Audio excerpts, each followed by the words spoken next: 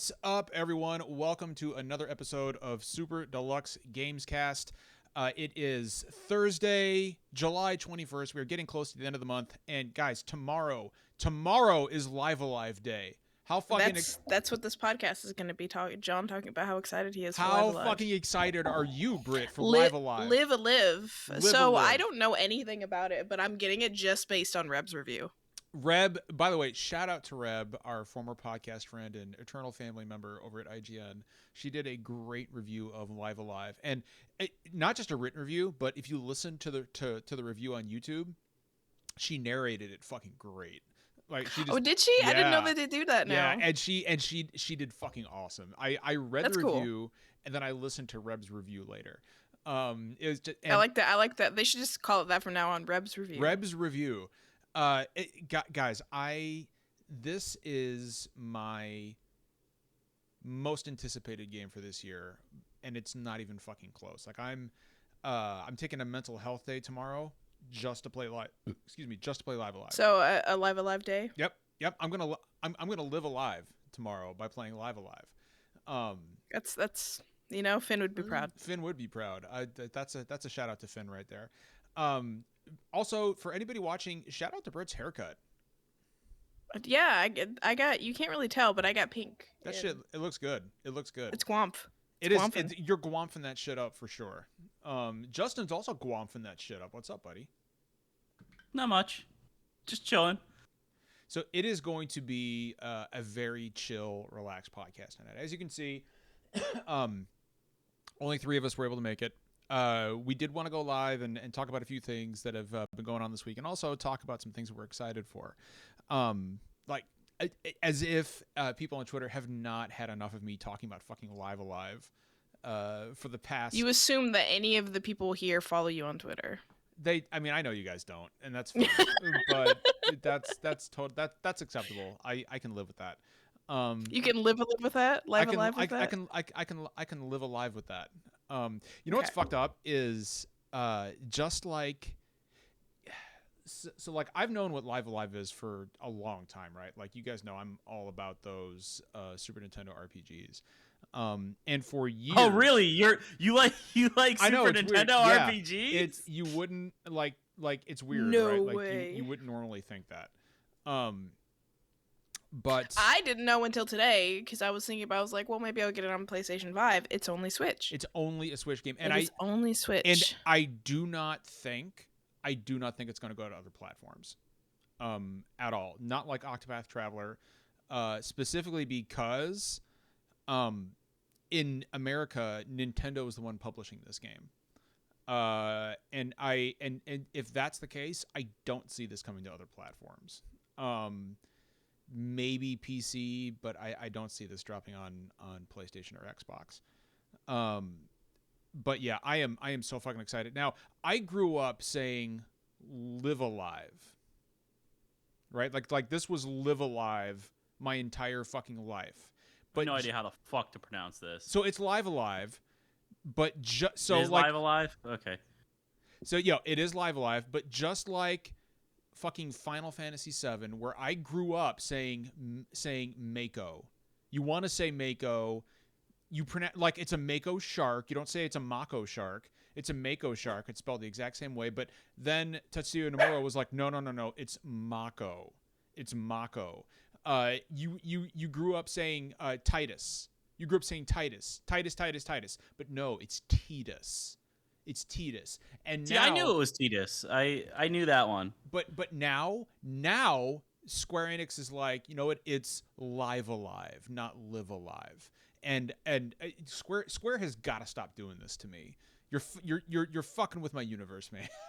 I mean, this one at least it's more understandable. Like, I don't know what the name ones means though. Like, I'm so mad excited for the game, and I have no idea what the name actually means. Oh, Square Enix named something a JRPG something incomprehensible. It's weird. Who could have foreseen this fucking turn of events? And also, hey, thank you for the sub, J Turner 2423. Appreciate that.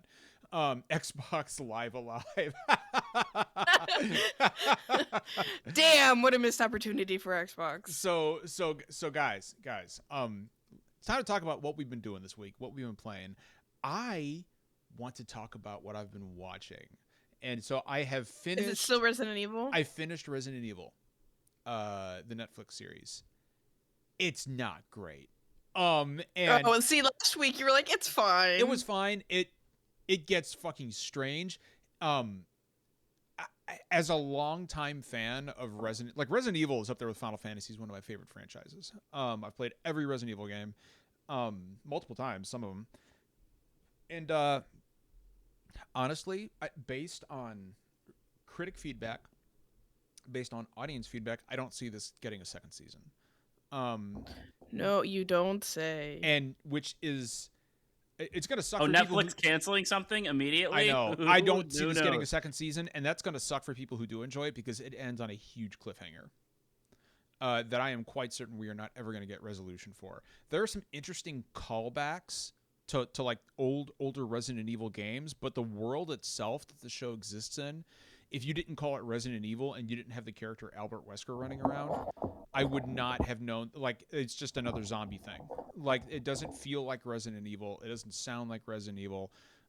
It's a well-made show. I'm not like knocking it in that regard. It's just not Resident Evil. And I think at this point, guys, we can stop trying to fucking adapt Resident Evil as a TV show or a movie, because it ain't whatever you do, it ain't fucking working. And we can stop now. We had 7 Mila Jovovich movies. We had that awful fucking movie that just came out earlier this year. It sucks because it had a pretty solid cast. It did have a great cast, but the movie was awful. The CG animated movies were terrible. Guys, stop trying to adapt Resident Evil into another medium other than video games. It doesn't work. It doesn't work. Aside from that, like, I was so bummed about how much I ended up not liking the Netflix show that I went back and I replayed Resident Evil 2 Remake, Leon Campaign, just because I was like, man, I need get a little palate cleanser. I need a good Resident Evil experience. But aside from that, honestly, I finished my Valkyrie Profile replay on Monday. Britt, I can't wait for you to play Valkyrie Profile. This game is right up your fucking alley.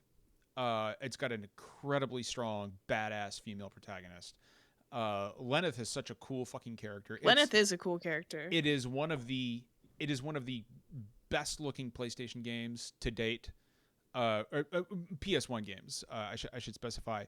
The pixel art and pixel animation is reminiscent of Symphony of the Night. Like, it's that good. And it's got a really cool combat system and a story where, unfortunately, if you're going for the best ending, you will need a guide because it's borderline impossible. Oh yeah, I heard that game is like super fucking hard. It's getting the, so once you know what you're doing, you can get the A ending, but if you don't know what you're doing, it's almost impossible to stumble into it accidentally. Like, damn near impossible. A lot of like old school JRPGs are like that though. Mm-hmm. Like, they want you to replay the game multiple times. Right. But I'm almost like, I'm tempted to just like mail you my Vita, which has a great copy of Valkyrie Profile running on it. I think Zach has it on Vita. Okay, because like, you really owe it to yourself to play that before Valkyrie Elysium drops.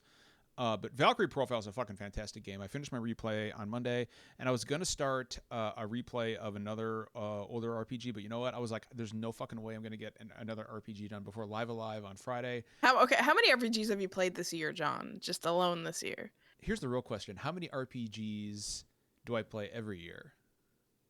I mean, or how many which RPGs have I not played this year? So I'm going to go on a limb and say that your most replayed games every year are Resident Evil 4, Final Fantasy 6, Chrono Trigger. I was going to just about to say Chrono Trigger. That was my next guess.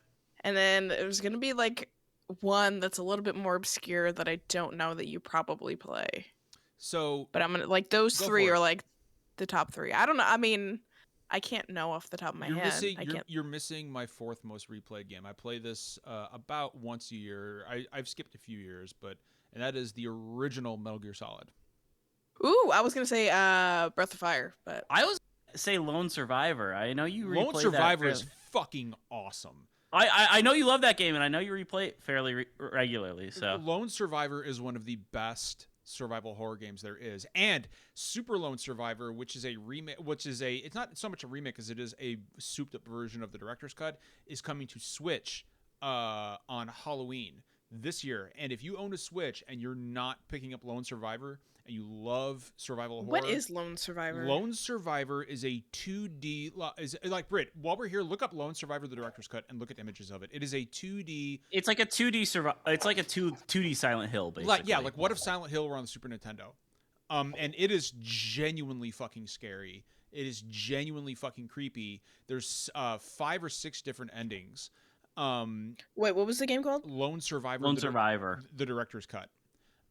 And the coolest part is every time a show came up. That's not what I want. You don't want that. Every time you finish the game, you get a mental health report, a clinical report that talks about the decisions you made in the game. When did this game come out? This game originally came out in 2012. And it's on the Vita. It's on PlayStation 4 and PlayStation 5. But it's coming to Switch in the form of Super Lone Survivor, it's going to have a bunch of new content. It's coming out in October. It's a Jasper Byrne game, and he's a huge Silent Hill fan.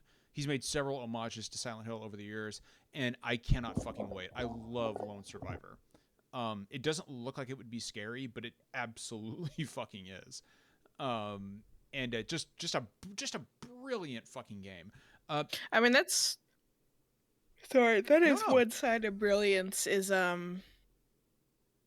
when a game is scary and you like it doesn't have to look scary, you know? Yeah. Like it's a psychological, just scary game. But yeah, no, Metal Gear Solid is one of my most replayed games. Which one? The first one. The original on PlayStation 1. Okay. I was going to say like the SNES versions or No, so you're talking about the NES versions? No. Yeah. Which, by the way, in Metal Gear Solid, they use the image of Sean Connery for Big Boss. So there's a little bit of trivia for you. But no, Metal Gear Solid on PS1 holds the fuck up. That game to this day is so cinematic, and it's interesting to go back and replay that and see the DNA of that game in so many games that have come after it. Justin, I know you also are a big fan of the original Metal Gear Solid, if I'm not correct, or if I'm not mistaken, right? Yeah. When was the last time you played that game? It's been a while, but yeah, I like that. Like the MGS1 and MGS2 style is like really timeless. Yeah. Like there's definitely like a couple things about it that are dated, but in general, like they're still very playable. There's something so satisfying about sneaking up behind one of those guards, and as you're choking them, just hearing them go, and then like it's so fucking good. I love that goddamn game. And I will say that Metal Gear Solid changed the way that we look at cardboard boxes forever. For the rest of our life. Can't look at a cardboard box without going, Whenever I see a cardboard box, I always get under it and walk around a little bit. You know what's one thing I love about Metal Gear Solid is that there's so many good quotes from it. Like, just... I haven't even played the series, but there's just, like, so many good quotes from, like Ego Raptor's old videos that he used to do, and just, like... Well, like... You know, walking up to a dead body in any game, just going, somebody died here. It's just, like... It's like that Resident. It's like in the original PlayStation or Resident Evil when Barry walks up to a dead body and he's like, "Yeah, he's been pecked to death by crows, all right." And I'm like, "How the fuck do you know some of the that?" best fucking dialogue. Like I recently replayed Metal Gear Solid on PS1. I think it was in January, Britt, and I had forgotten just how fucking like inappropriate and sexually charged Revolver Ocelot's combat dialogue is. Like he's running around and he says, "I love to reload during a battle. There's nothing like the feeling of slamming a long brass round into a well-lubed chamber." And I'm like, Jesus Christ. That is what my one problem with Kojima games is they are very sexualized, especially towards women, which is why I've never hopped into them.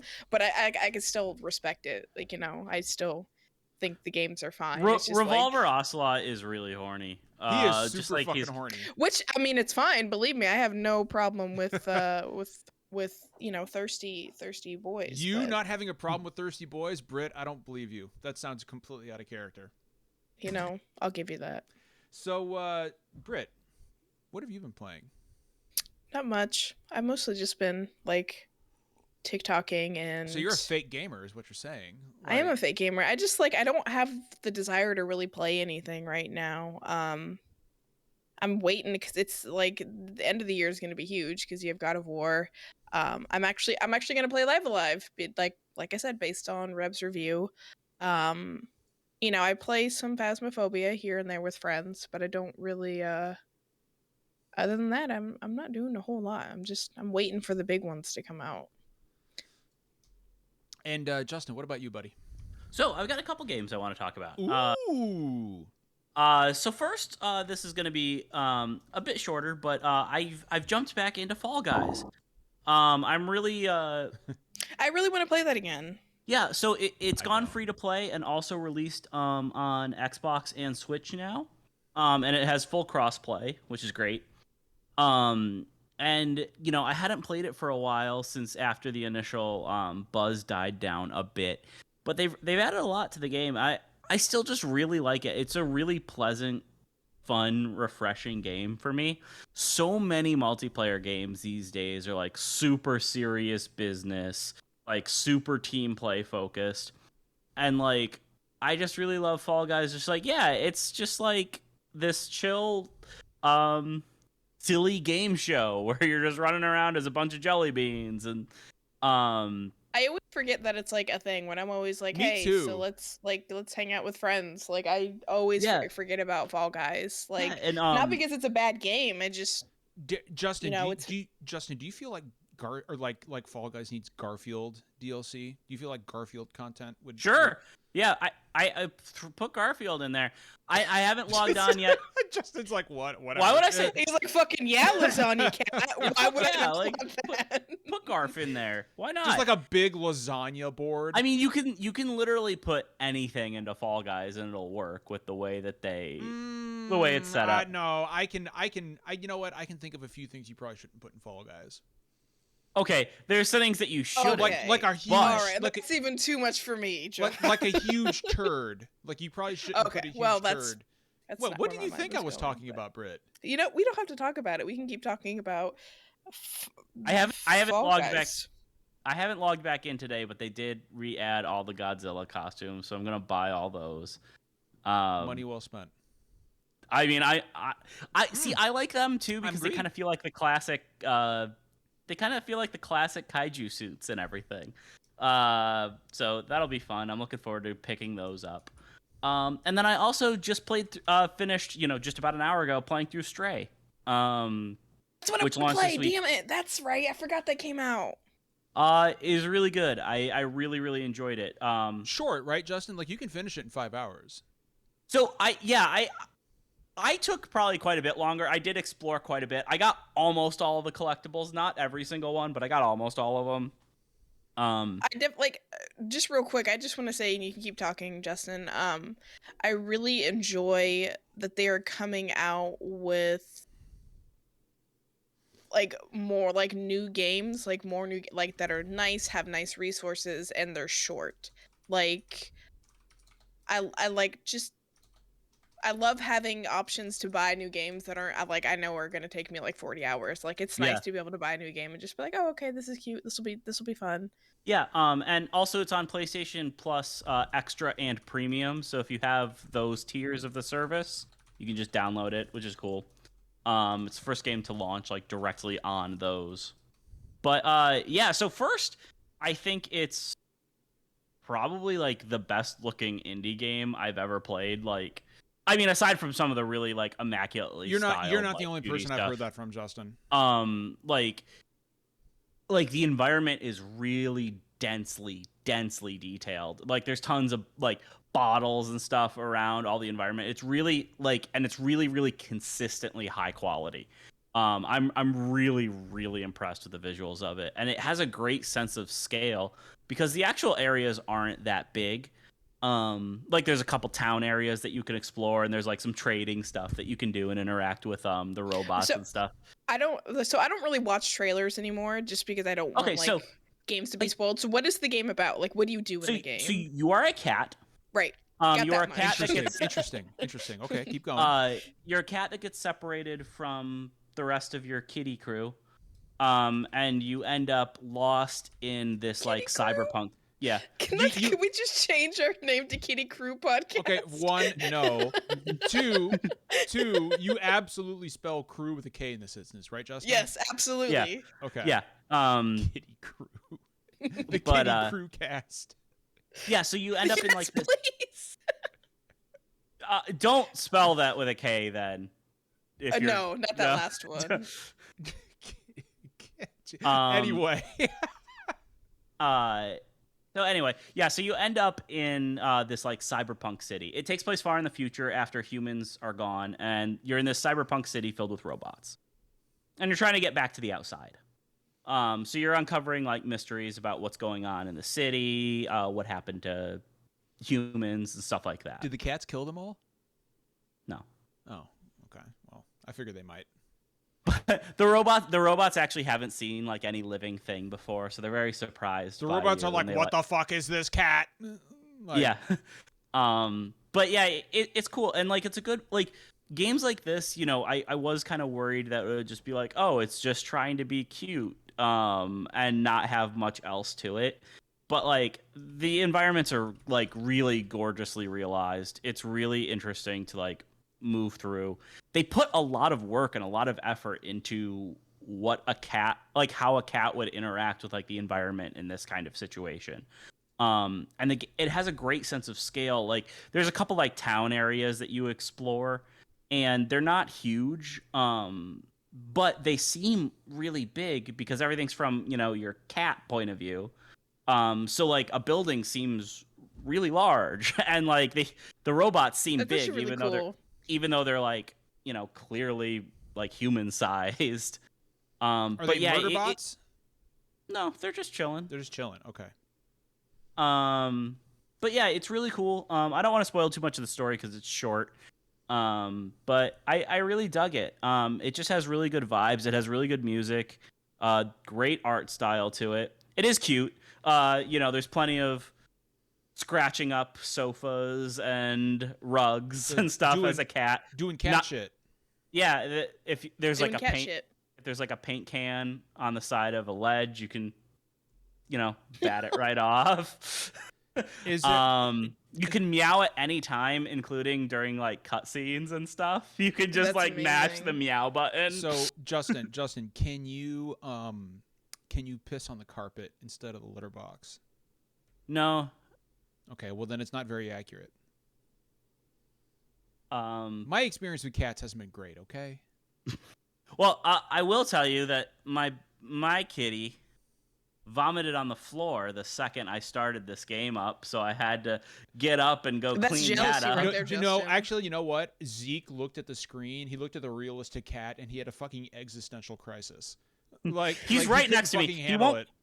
He is right next to me. No. He was like, real or not real? Bleh. Like he is what right is next cat? to me. What is cat?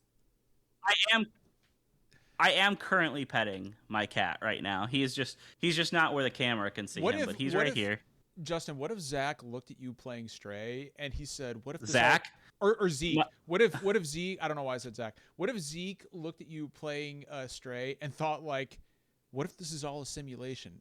Like, what if I'm being controlled by someone else with one of these things?"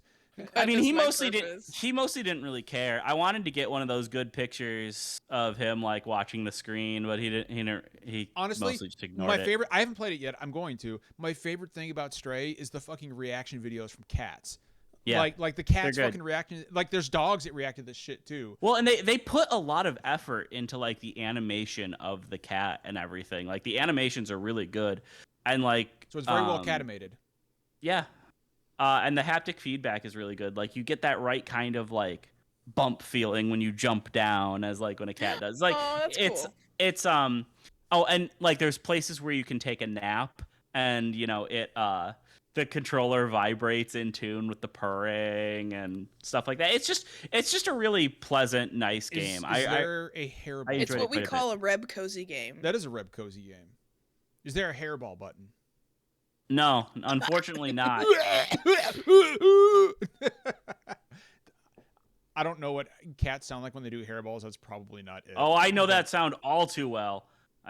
This cat has so well, many he's a hairballs. long-haired cat. Like I Yeah, would, of course he's he's- gonna have a lot of hairballs. We have a very long-haired cat though, and he doesn't do hairballs at all. I mean, to be fair though, he doesn't do anything. He just kind of No, sits Yeah, he there. fucking he's- bolts. What was that, Britt? He bolts. He did not want nothing to do with me. Like I don't. Did you see him at all while you were here? Either of you? I so I hung out with him a little bit. So the second day I was sleeping over, he was like in the room, right? And like it was one of those like Weird Al, he looks at me and I look at him moments, and we just kind of stared at each other for a little bit, and I was like, "You good, bud?" And I went and I crawled in bed, and like he looked at me and like thought about it and was like, "Nah," and then left the room. He probably the next morning he probably heard me yell, "What a peaceful fucking morning!" And He was a shy kitty. I think he he was was like, with "Oh, Vicky no." at night. Oh no, the big human is mad again.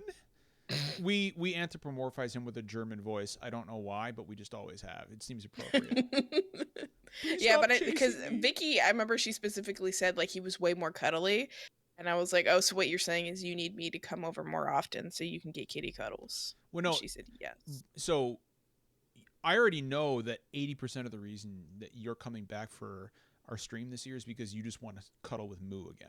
That's like 80%. It's for the ladies. It's Vicky, then it's Moo, and it's Dottie. Yeah.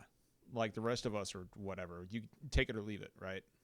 I mean, it's a bonus, but that's the main Sure, reason. for Going sure. yes. Sure. I cannot emphasize enough how attached to Brit those dogs were. They For the really whole were. weekend. Like They did not move from Brit's side the entire weekend. they really Yeah. did. Like I feel like Britt spent more time in the big beanbag with Moo snoring than she did on the couch playing video games.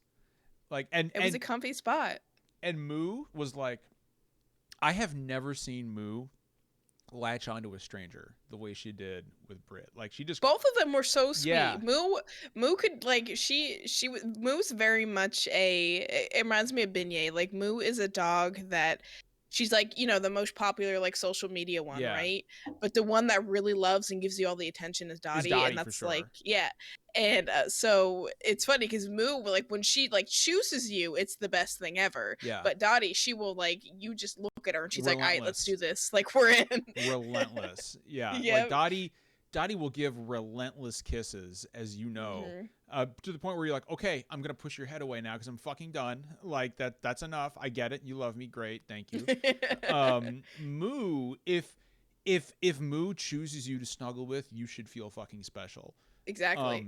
That's it. Because like obviously she'll snuggle with me and Vicky all the time because we're mom and dad, but she does not do that with strangers. Like she'll get up on you and want to be like, oh shit, it's a fucking new person, but she will not like if she falls She did with asleep. Derek though. I think she did. went downstairs. No, she with loves Derek. She loves Derek. But yeah, I'm so excited about having you guys back here. Yeah, it'll be fun. It's gonna be so much fucking fun. What should we before we get into Ubisoft? What should we fucking play? Like I know we're gonna do Mario Party. Well, I mean, now we have to play Uno because fucking Jeff. I guess we have to play Uno now. Britt, we've got to play fucking Torts. We've got We to do have to play Torts. gotta That'd be play some a Torts. really What's good one. Torts? Turtles. What? Tortoises. Ninja Turtles. Ninja Torts. Oh, Ninja Turtles. Okay, Torts. that is so far removed from what word whatever Torts. word No, that you Turtles. said. Like I like Turtles. Toidles. He's Turtles. Turts. Torts. Tortoises. Okay, Just okay, getting so wait. fucking So confused. Rar in chat said Uno, and I'm wondering, Rar, did you see Jeff's reaction to when I say we needed to play Uno? Because I posted it on Twitter and it was really funny. And Jeff had no idea. And it's funny Jeff- because you're saying that, and I don't know if you like actually saw it or if you're just guessing. Like what Jeff? That's me. Canada is That such was a me. That It is you. I'm sorry, you guys have the same. That's me. I saw. I'm sorry, you guys have the same color. I went by color. Canada I'll is link such it. a strange, mysterious place. So we do have some. Oh, by the way, real quick before we get into that, so I've got a Wii. We absolutely have to play some garbage Wii games, right? Like some just trash shovelware, fucking Wii bullshit. Like there's a game where you catch jelly beans. It's like a Jelly Belly licensed game. Like we clearly need to get our hands on that and play that. We've got to have a. Wii has actually a really good Bomberman game. I don't know if anybody has it, but I don't. I haven't played a Bomberman game in a really long fucking time. that's a game that'll make you rage. So speaking of games that make people rage, let's talk about Ubisoft. What did Ubisoft do? Oh, Britt, you haven't. You have okay. So there's a few things. They had financial results today, right? And boy, oh not, boy. Is this about all their canceled games? Yeah, canceled and delayed. Yeah, the result was not great. So there's a lot to unpack from these financial results, but the big thing is the Avatar game got delayed from this fall to 2023 to 2024, and as like well Avatar, like the movie, the game that Ubisoft was making. Well, I mean, like the game based. Yes, on the movie. based on the movie. Yeah. Yes, a game based off the movies. Yes, from the developers of the Division that is no longer launching this fall, alongside the movie. Is that a mobile game or something? No, I don't know why I thought it was a mobile. It's a next-gen exclusive open world first-person game. Oh, okay. Well, that tells you how much I fucking pay attention to that game. So, I mean, it looks a lot like Far Cry set on Pandora. It's from the team that did the Division. I was kind of looking forward to it.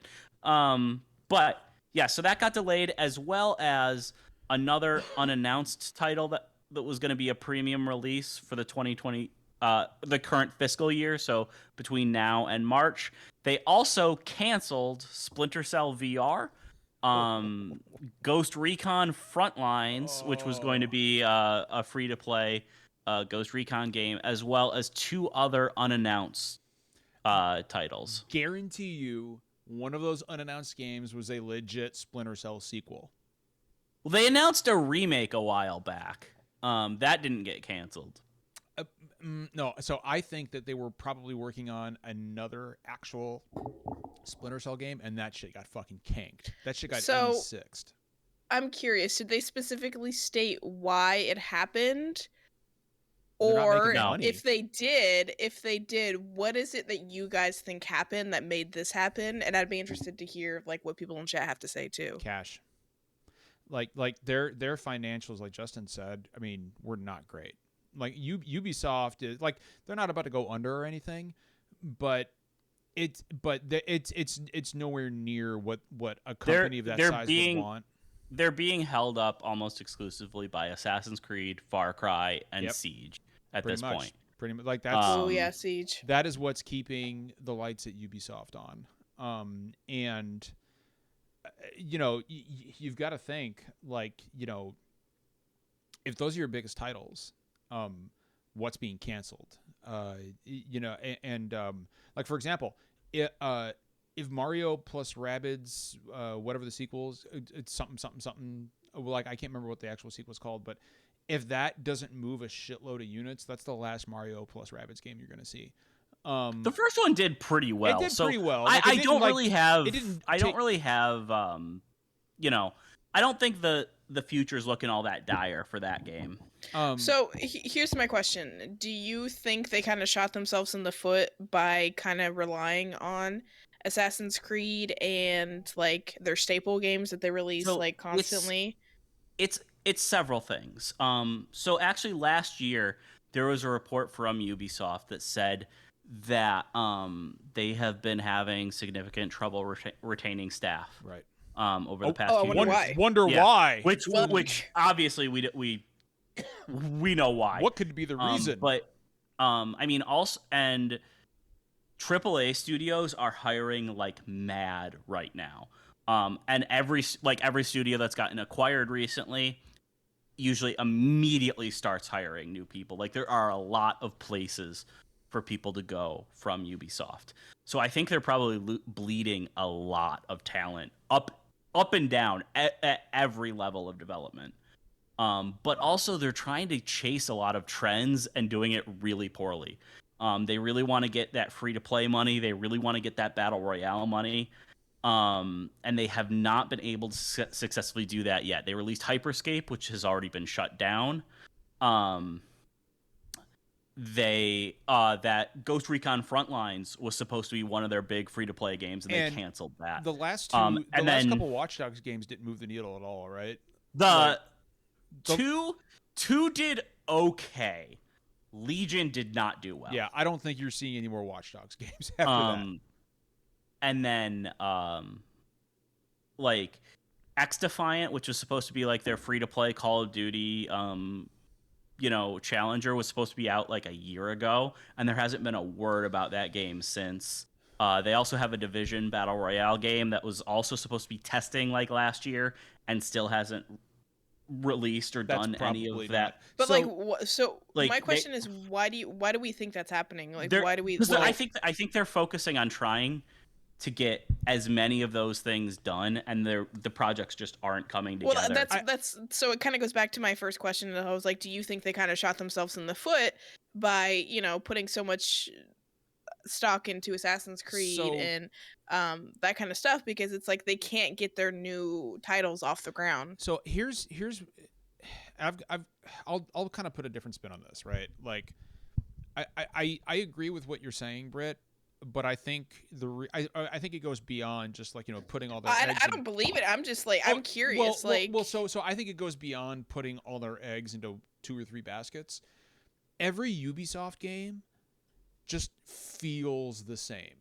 It feels the same. There is a very sterile, almost hospital-like fucking makeup so it's the big open world, right? And it's got very it's sandbox, it's big open world sandbox. Tick off your boxes, climb your towers, unlock your map points, and every one of them, like even down to like the text and the way the story is presented, just feels sterile.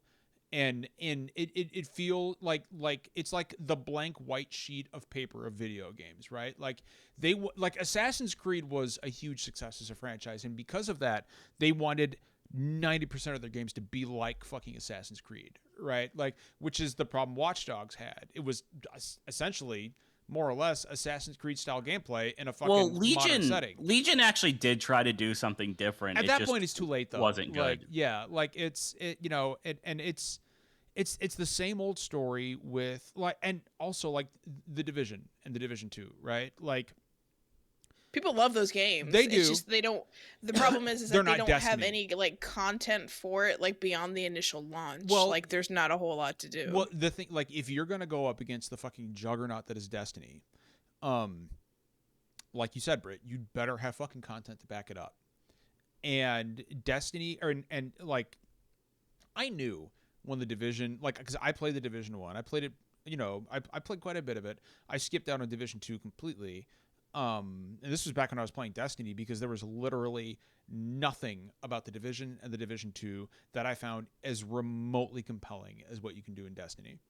And space aliens and fucking the war between the Traveler and the Darkness, like shit like that is always going to be more compelling to most people, I think, than fighting the same wave of soldiers. Like there was something about the Division where you're fighting a fireman, right? Like he's the boss of a level. He's a fireman, and you're pumping 16 magazines into him, and he's still running around. And I'm thinking to myself, like, okay, like this is believable also, if it's a fucking alien necrolord. But an issue with the Division is also like the loot isn't nearly as interesting. It's not. Destiny, because it's like sci-fi and there's magic and stuff, can go kind of wild with the loot. Like the Division, like you just get a different M4 that looks exactly the same baby. As like finally the other a new you got a earlier. New beanie, got a new scarf. So the only thing, because I never played Division, the only thing I remember is the announcement trailer for Division 2 and how fucking cringe it was. Do you guys remember that? Yes. Because they were like doing the party speak while they were like fucking, but it was clearly all scripted and it was just so fucking cringe that I was like, what?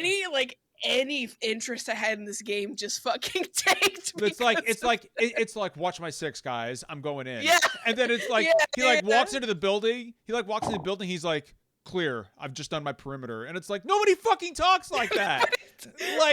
Nobody playing a video game. It was like a mixture of like military speak and like I know this is a dated thing, but like elite speak. No, that's exactly what it is. Yeah, it was like a mixture. It was just cringe all around. Listen up. We're going in. I need skirmishers right, skirmishers left. Okay. I need 2 on the door, 2 behind me. Let's get this bread. Like, let's get this bread. Let's do it for God and country.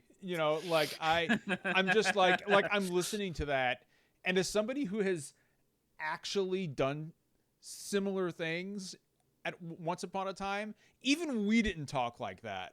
It's like, yo, motherfucker, don't get me killed. That is so like that is the only thing I remember from the game, and that's the only input I have to this conversation I'm telling you about right now, Division. Marines breaching a door don't fucking talk like that. It's, yo, man, don't let me get shot. Yo, dude,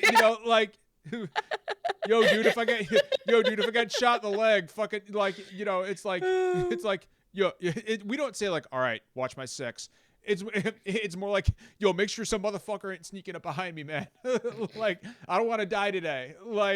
That's the kind of shit you say. And so, like, to hear that, like, I get what they're going for, but it's like, guys, we don't actually fucking talk like that. Like, nobody. Yeah, like, really if you're going to like show that. a game, just show the game. Like, you don't got to do anything else. Yeah, exactly. And I want to point out something that Mr. Delby said in chat. Said, I still can't believe we got smaller Ubi titles like Valiant Hearts, Child of Light, and they didn't continue with those types of titles. Yes, absolutely. Child of Light was fucking great. Child of Light was awesome. It goes back to what I said earlier. Like, there's Valiant Hearts. Valiant Hearts so was good. fantastic.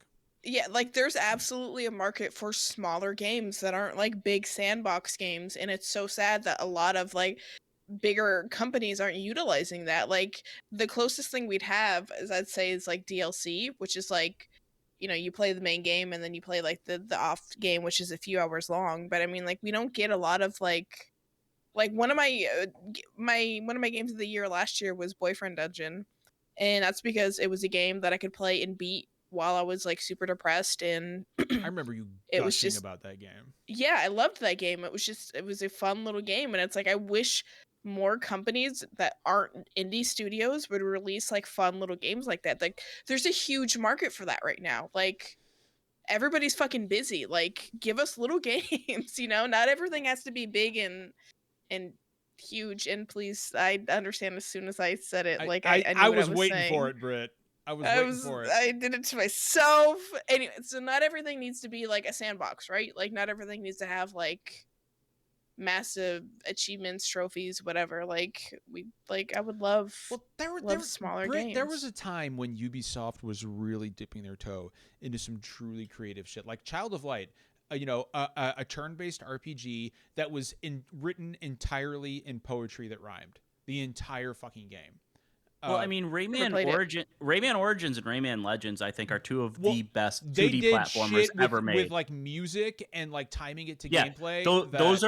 Those are honestly some of my favorite platforms. The Rayman games were ever. fucking great. Valiant Hearts, a hand-drawn, story-based game, a very emotional game about World War I. Yeah. Like, and like, Justin, when was the last time Ubisoft put out a game like that? I believe Rayman Legends. It was either Rayman Legends or Valiant Hearts. Or Valiant Hearts, yeah, like, which came out in like 2014 or some shit. Yeah. It's just a bummer because I think I want to try to phrase this as, I want to be clear that this is directed more at the management and the way Ubisoft utilizes their studios, not the actual developers. I was literally going to say, actually, Justin, there's so much talent at Ubisoft. It's because I think there are 20,000 developers employed by Ubisoft. It is the largest number of employers in the gaming industry by a significant margin. There is a lot of talent and there's got to be a lot of creativity, but the way they've structured these teams and the way they've mandated that they have to make their games, there's no even chance for cohesive storytelling. Because it's fractured what studio's doing what part of the game. So you kind of get the same basic revenge story in every single one of their games. They can't really embrace and make these franchises too different because they have to, everybody works on everything. And if you're one day working on, an Assassin's Creed game and the next day working on a Far Cry game, and there's something that's similar between the two, you can't really make it farther and farther different because that's just going to be too much work for you. It's not going to work out. They really need to focus on letting some of these teams have some more independence and, allow them to feed some of their creativity and talents more. And I think it will pay off for Ubisoft if they do that. I really, truly think they are capable of so much more than they've been doing lately. It'd also be interesting to see, like, the shift in what people want to play and are willing to sink their time into, like, after the pandemic, because I think a lot of people have changed, like, in general, like society's changed so much that I wonder how that's affected the gaming industry and, like, how people consume video games, like. Well, something I've noticed, Britt, is ever since the beginning of the pandemic, like, the games that people are most excited about, at least, and this is anecdotal, based on our, what we see on social media, based on what we see on Twitter, it seems to me like the games people are most excited about are, like, small, heartwarming indie titles. There's so much excitement for game, like either that or nostalgia. People fucking love a remake, man. Yeah, absolutely. Like that's one of the reasons that people are flipping out over Live Alive, because it's like it's a remake of a game, an old RPG that never fucking came out here. We're very excited for it. A remake of Final Fantasy VII. Holy fucking shit! That was my favorite game growing up as a child. Oh my god. Remakes and indie titles have really. Resident Evil is another great fucking example. These games have profited greatly off of people's, people being restricted in what they can do and who they can see over the past few years because of the pandemic. And so because of that, people are looking for things that comfort them. Now, games like Call of Duty, they're still going to sell, of course, but nobody's going to Call of Duty because they want to be fucking comforted, right? Like, people are playing games like Boyfriend Dungeon and, games like Live Alive and games like Stray. I mean, I don't know. I would actually say for me, I'm not really, like, leaning towards stuff that other people would find, chill and comforting. I don't know. And this is a whole nother conversation, but I've seen a lot of people saying that and, like, saying, like, there was one point where I was feeling really depressed last year, and I played through The Last of Us Part 2 and Plague Tale, and those were comfortable games for me to play. There's no wrong way to work through the pandemic and how you're feeling and everything. So with that, like, I meant more of, like, just in general, like, what people are wanting to consume after a pandemic is, like, like, a lot of people don't want to go. For instance, a lot of people don't want to go to the movie theaters anymore, right? Like, it's just. They prefer to just sit at home and be able to watch things from the comfort of their own home. Like, I wonder if there's any kind of changes to consuming video games. Like, I think it might be more of a like move Games to, Pass, like stuff on Game Pass and the new PlayStation Plus tiers and stuff. I think that stuff's probably more people are moving to that, especially with games becoming pricier to buy. I'm like, my biggest thing, the point I was trying to make is, like, I wonder if, like, the market for these types of games that Ubisoft is, like, working so hard on is lowered since the pandemic. I don't know, because I mean, like, the Assassin's Creed Valhalla was the best most successful Assassin's Creed. Right. Like, so, like, their games that do well still hit really hard within that framework. I think it's right now. Like, I just feel like there's games that do it better, right? Like Horizon, perfect example of, like, I think taking a sandbox game and, like, just, like, really developing it. I think a lot of Sony's first party, like, open world stuff has taken that Ubisoft formula and just made it a more cohesive, polished experience. I just think they need to let Assassin's Creed be Assassin's Creed. I think Far Cry needs a shakeup. I think they need to work on some new IPs and some stuff that's a bit more creative and more interesting. Needs, Justin, is they need another game like Far Cry Primal. Talk about a fucking shake up. That's exactly what that game fucking needed. Like, they keep every single Far Cry has like references and Easter eggs talking about Blood Dragon. Make another Blood Dragon. Yeah. That game Like that game rules. Far Cry Blood Dragon and Primal are the two best things that have ever happened to Far Cry. Like, Oh, go ahead. no, I was just going to say like the standard Far Cry formula is so tired and stale to me, but when you mix that shit up like you did with fucking Cavemen in Primal, or fucking 80s bullshit like you did in Blood Dragon, that like Britt, I don't know, like Britt, did you play Blood Dragon? To fucking get your health back, you pulled out one of those fucking wrist machines that you used to pump up your forearms, and you're like it's fucking awesome. It's fucking hilarious. They got Michael Biehn from Terminator and Aliens to play the main character, and like the whole thing is like a wash and like neon pink and synth music. Like, it's fucking outstanding, and the game absolutely was 100% self-aware. It knew what it was doing, and I was like, this is Far Cry at its fucking best. And the same thing goes with Primal. Primal was just a like, since when was the last fucking time you were able to play as a fucking caveman in a first-person game, right? And walk up on cavemen just fucking. Not like no, Britt. I mean, the main draw of that game was you could have a saber-toothed tiger as your friend. No, Justin. No, the main draw of that game was walking up on two cave people fucking in a hut, and then piling a bunch of shit in front of the door, lighting the hut on fire, and walking away. Not that I ever did that. You know what I would love to see? More open world sandbox games like Dead Island. Like, those were fucking fun. Like, I want to see more open world sandbox games like Dead Island that are better than Dead Island. Well, yeah, I mean, like, obviously, I'm sick of the zombie genre, so that's, I mean, another idea. But I just love the idea of doing open world games, like with a teammate or a crew or whatever. Britt, do you remember the fucking trailer for Dead Island? Oh, absolutely. Everyone hyped absolutely. up. Everybody's like, "Oh my god!" I actually played the one that got canceled at PAX. Dead Island 2. Oh, you played Dead Island 2. Well, I mean, it hasn't been canceled, but it's never coming out. It's fucking canceled. Yeah, it's never It's coming changed out. developers like 3-4 times. It's I never think, coming So out. I actually played it, and it was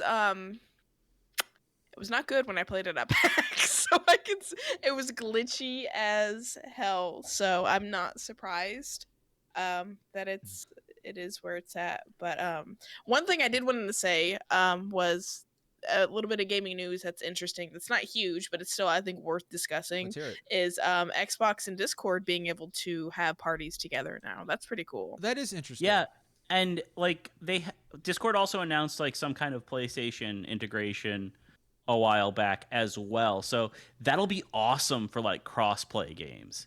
Because like exactly, a lot of stuff that I play that is cross-play, like my friends that play it are on Xbox. I don't have an Xbox currently. I've just on my PS5, and like chatting with them is such a pain, especially when we want it to be like a private chat and not have to like use the open channels and stuff and everything. Or like going through your settings and changing everything to where it's private. So, like, it would. I'm super excited for it, and I really hope they roll it out to every platform possible, because that would be such a boon for so many multiplayer games. Well, like, I love the fact that Xbox is kind of, I mean, and they would, right? Because it's, they partnered. Xbox has partnered with Discord for a long time. Like, if you subscribe to Discord Nitro, you get like however many free months of Xbox Live and Xbox Games Pass. But I think it's a really solid move, just because Discord is kind of we're using it right now. It's the primary contact source for a lot of people playing video games. And I hope, and I say this every time Xbox does something cool, I'm like, I hope PlayStation can like get on board and like. Well, like they announced a PlayStation partnership like a year ago, so it's happening. We just don't know when.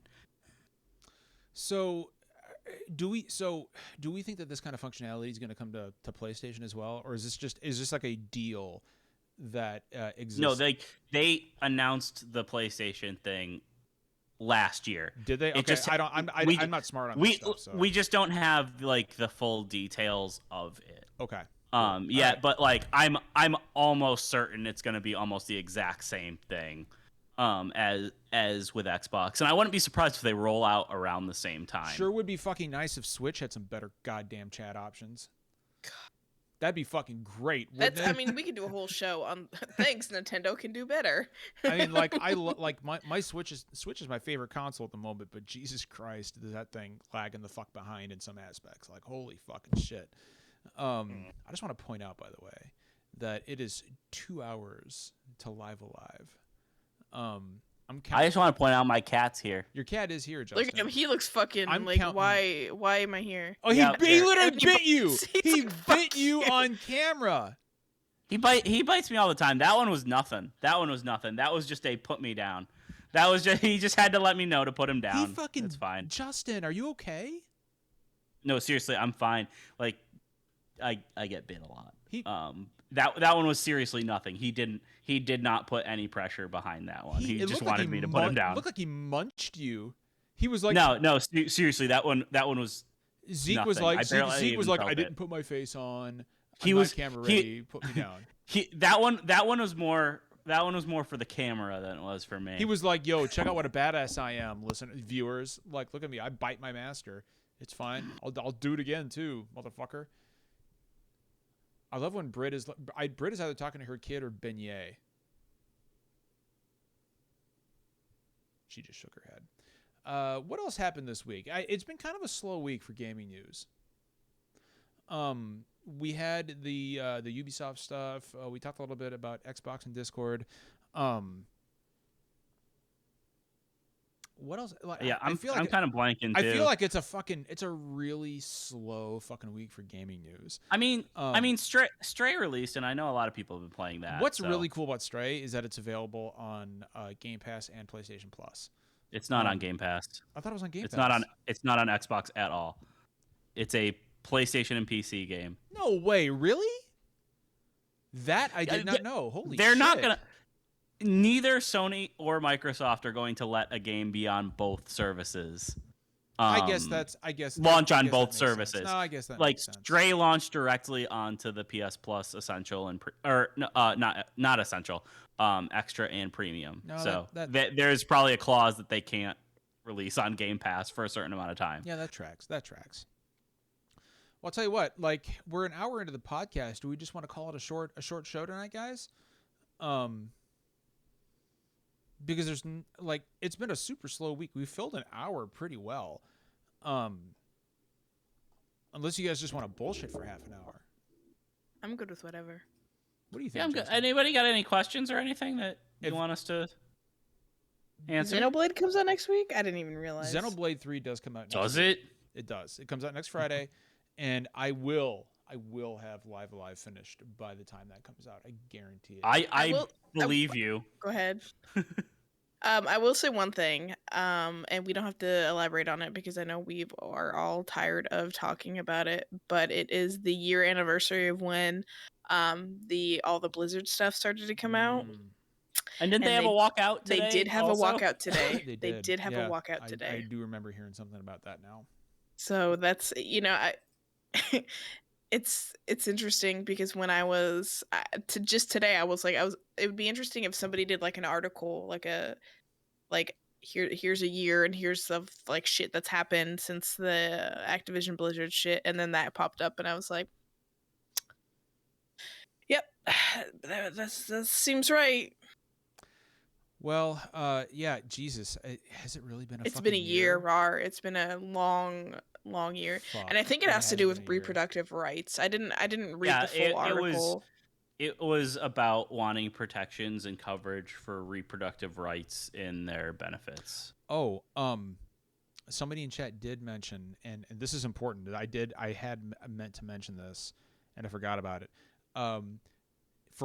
So if you want Persona 5 Royal on your PS5 and you own it on PS4, there is no free upgrade. You have to purchase it again. Fucking Atlas. Which is fucking garbage. Like, that is... Like, I don't care if, like, it's the $10 fee or whatever. Like, that doesn't bother me much. It's annoying, but I can deal with it, but no upgrade path at all. You've got to pay, especially because I think the whole concept of the whole Royal release too, like, is really frustrating too. Because anybody that bought Persona 5 had to rebuy the game for $60 to get Royal.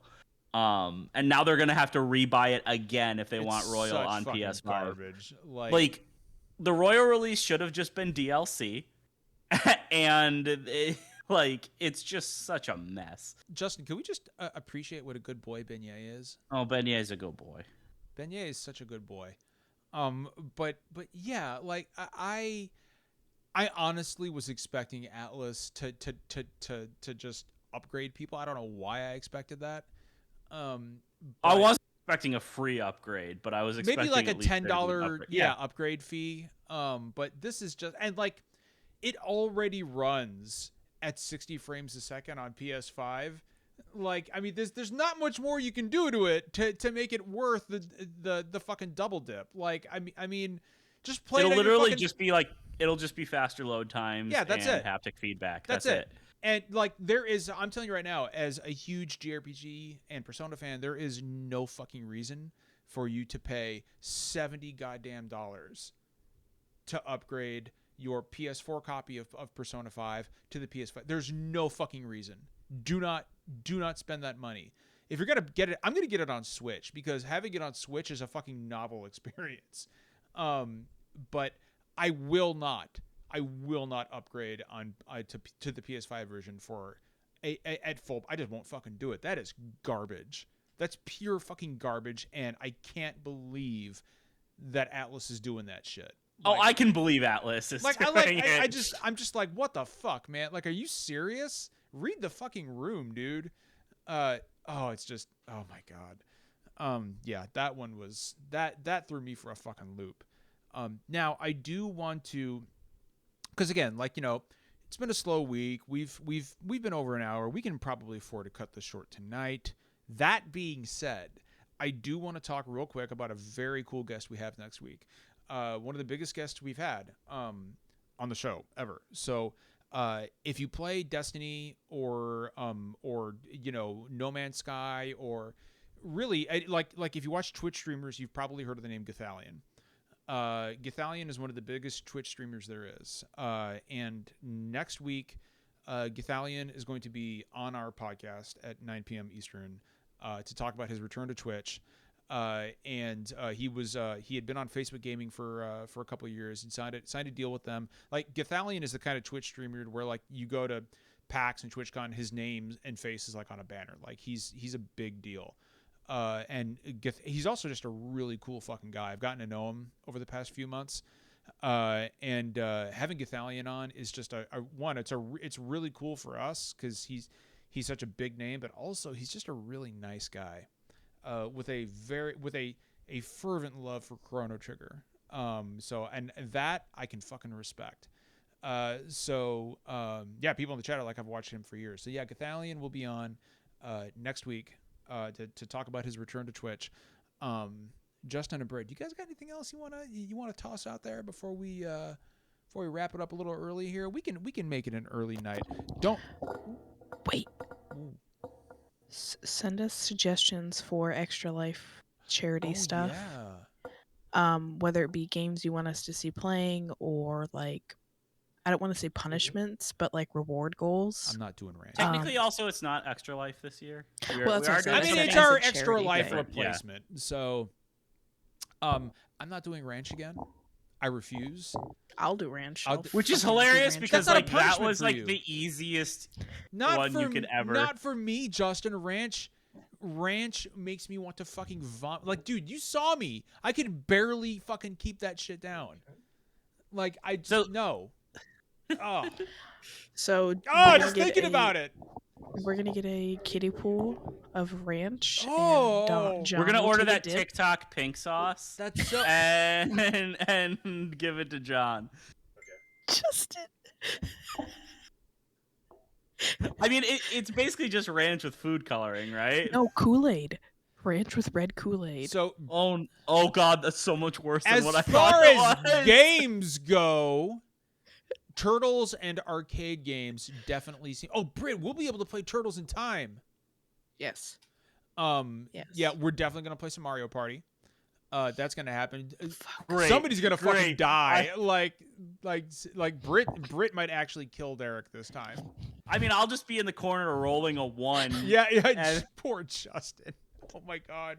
Like it became a meme halfway through the game. Justin's like, well, time for me to roll 1. Yep, there then I it fucking did. is. Like Even Bowser feels bad for me. Justin's like, what a peaceful fucking game of Mario Party. Yeah, we're gonna have a really good while time this Derek ended his friendship with Britt. year. Yeah, that was Britt. Like, Britt? Do you still hold a grudge? Like, do you? Oh, absolutely. Yeah? Till the day I die. You're really upset about that. You're really upset. You know, it's because he betrayed the gay alliance. won You the- know, who if it won- had who been won that anybody game? else, I Britt, would have who been like, won? he did, because he fucking was Derek, yeah. prevented me. I was about to win, and then he did because And Derek. he prevented me from getting stars, and I believe somebody stole my stars. Which was also him. That was him too, actually. Yeah. That was also. So he betrayed the gay alliance, and that's not what we do.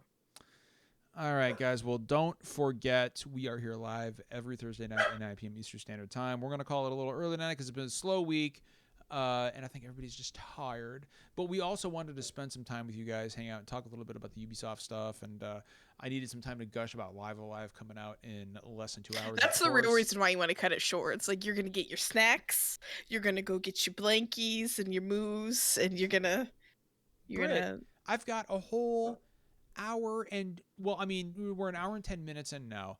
You know what that sounds like to me? A perfect time to make risotto.